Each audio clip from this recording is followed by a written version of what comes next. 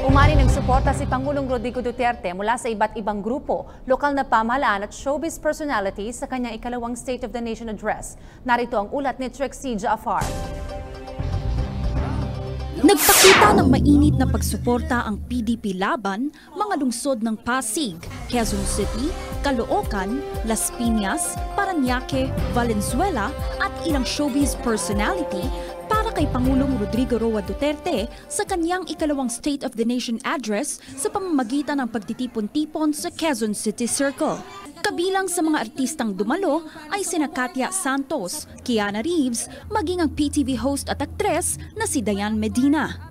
From his first State of the Nation address, nakita natin that he has 16 major promises na kung saan most of it were implemented. Makikita natin na talagang tinutupad niya yung kanyang mga promises sa mga mamamayang Pilipino. Marami tayo na-expect sa kanyang pangalawang SONA and we're all very excited knowing na yung Pangulo natin, he is full of surprises, sabi nga nila.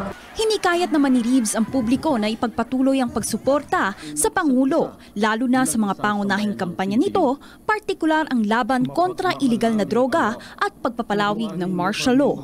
Excited ako kung ano yung sasabihin niya at nag-expect din ako na gagawin talaga niya yun, 100%.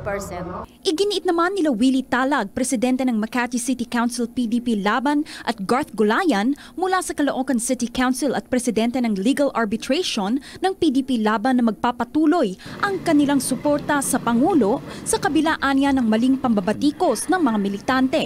Anila, sila ang may matino at malinaw na pananaw sa mga magagandang hakbangin ng Pangulo. Masayang hapon sapagkat nakikita natin ang init ng pagsuporta sa ating mahal na Presidente Roa Rodrigo Duterte, lalo na sa kanyang mission and vision.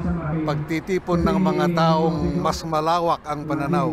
Dahil nasabi ko ito, dahil nakikita namin ang tagumpay ng Pangulong Duterte sa unang taon ng kanyang paninilbihan.